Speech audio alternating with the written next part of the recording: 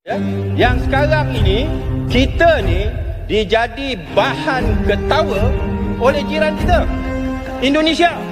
Indonesia yang dulu kita pandang remeh, kita pandang rendah, ya, sebagai negara pembekal buruh kasar, pembantu rumah, ya, masyarakat yang kurang maju, kitalah yang paling maju di kalangan rumpun Melayu dan sebagainya. Tetapi sekarang ini Indonesia akan menjadi negara top 10 kaya di dunia kira-kira 12 tahun yang akan datang.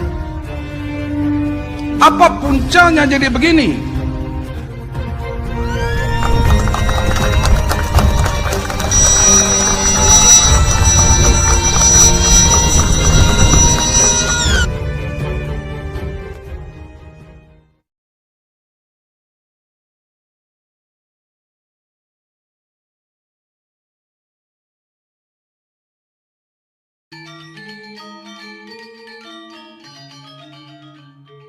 Kenapa Gus Nuril mendukung Jokowi? Ya sederhana saja kok, sebenarnya tidak mendukung Jokowi. Saya itu melihat Nusantara ini jauh lebih berharga. Mas Jokowi itu kan bagian kecil dari skenario Allah ditempatkan di bumi Nusantara. Yang kebetulan beliau karena menjaga Pancasila dan Undang-Undang Dasar 45, maka kita sengkuyung. Jadi persoalannya bukan hanya karena pribadi ke Mas Jokowi, tetapi lebih dari itu adalah Mas Jokowi dihadirkan Allah untuk menjaga Pancasila yang menjadi pusaka Nusantara. Tanpa ada Pancasila itu negeri Nusantara ini hancur. Jadi lawannya ya kita pasti tidak dukung.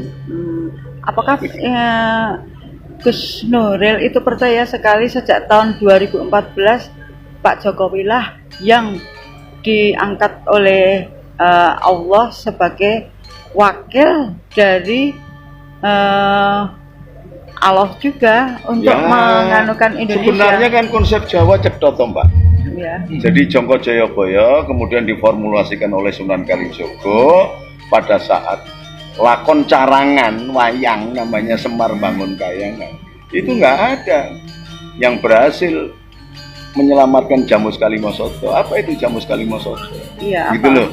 Jamus Kalimosodo itu kesaksian bahwa ketika kita di alam roh, alastu bilobikum qalu bala sa'idna. Pada saat di alam roh, sebelum masuk ke manusia, kita ini sudah masuk ke dalam agama keselamatan atau Islam. Islam dari kata aslama, selamat.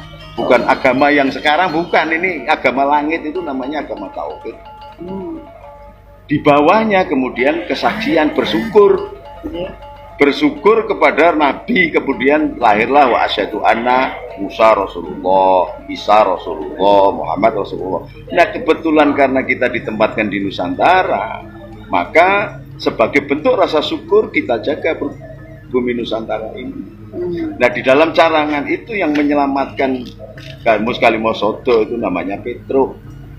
Petruk bergelar wel gedwel bleh tong tong sot Petruk kantong bolong. Jadi kantongnya aja bolong. Artinya dia sudah selesai persoalan dengan dirinya. Seorang pemimpin yang sudah selesai dengan persoalan dengan dirinya, maka dia tidak ada gandulan apa-apa gitu loh. Jadi Pak Jokowi, nah Jokowi itu memang ditugaskan oleh Allah. Makanya saya nggak membicarakan Jokowi, nggak usah didukung jadi. Nggak usah didukung, maka kita selesai sudah pembicaraan Jokowi dan Prabowo. Pasti menang, insya Allah menang. Dan yang jadi persoalan setelah Mas Jokowi ini njuk piye gitu loh Mbak. Ini yang penting gitu loh. Jadi Bapak lebih mementingkan untuk tahun sesudah 2024. Tidak semua orang bisa melanjutkan kerja Jokowi loh. Dan enggak, kalau ini di bawahnya Jokowi, jomplang, rusaknya lebih parah. Terlalu tinggi.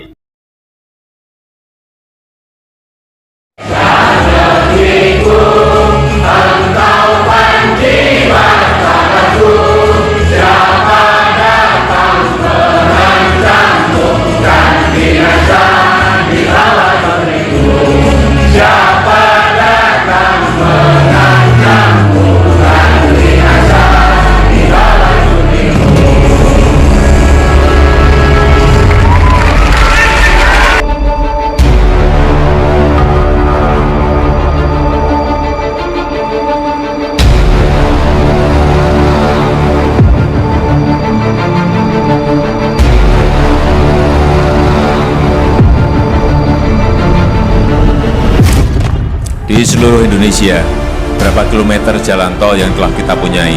Dijawab oleh Pak Menteri PU, 780 km. Kemudian saya hitung-hitung.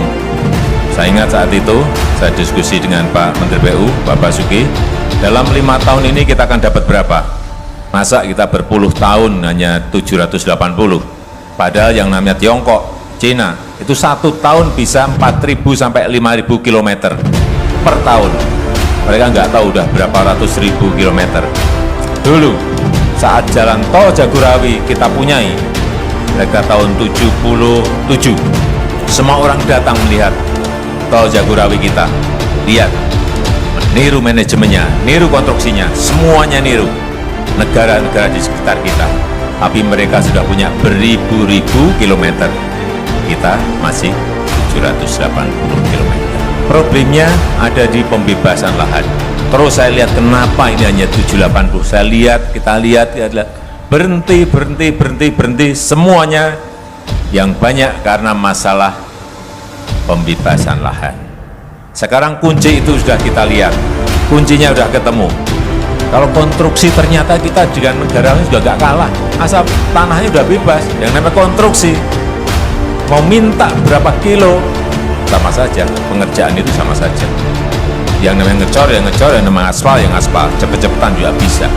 Inilah yang terus kita kejar. Dan saya ingat saat itu, 3 tahun yang lalu saya sampaikan ke Menteri PU, dan terkait juga dengan Menteri PU, Menteri BUMN, saya hitung-hitung, udah 5 tahun target kita, sementara 1.200, 5 tahun itu, 5 tahun. Tadi saya tanya visi-visi lagi, Pak Menteri, perkiraan 2019 dapat tambahan berapa kilo kita?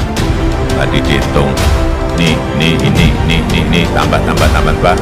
Dapatnya kurang lebih nanti 1.800 km. Artinya sebetulnya kita ngebut itu juga bisa. Mengerjakan bersama-sama. Di mana-mana kita harapkan seperti itu, gabungan pemerintah daerah, pemerintah pusat, BUMN, swasta, semuanya gabung. Kalau kita bekerja di semua lokasi tol seperti itu, akan cepat, pembiayaannya juga cepat, mengerjakan konstruksinya cepat, bayar pembebasannya juga cepat. Jangan kalah dengan negara-negara lain. Kalau tetangga kita bisa, kita juga lebih dari bisa harusnya. Kita ini negara besar, biaya logistik kita untuk transportasi barang dari satu tempat ke tempat yang lain itu masih 2 kali sampai 2,5 kali lipat lebih mahal dari Singapura dan Malaysia. Sebabnya apa? Ya jalan-jalan bebas hambatan seperti ini belum selesai. Kalau sudah harga atau biaya transportasi, biaya logistik lebih mahal, artinya apa? Barang yang dibeli oleh masyarakat juga menjadi lebih mahal. Larinya ke sana. Hal seperti ini tersampaikan pada masyarakat. Apa sih manfaat dari tol? Proses seperti ini yang akan terus kita kerjakan.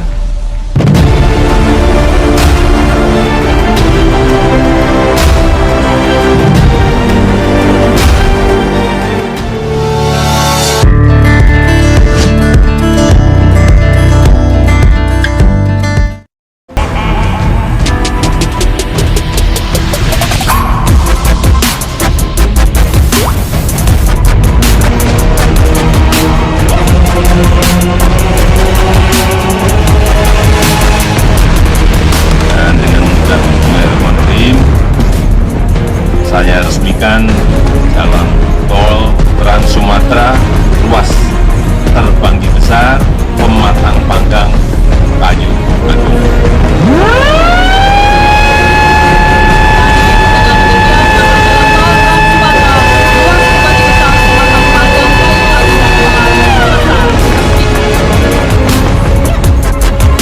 Saya resmikan dan kita harapkan nanti akan disambung lagi dari Kayu Agung ke Palembang.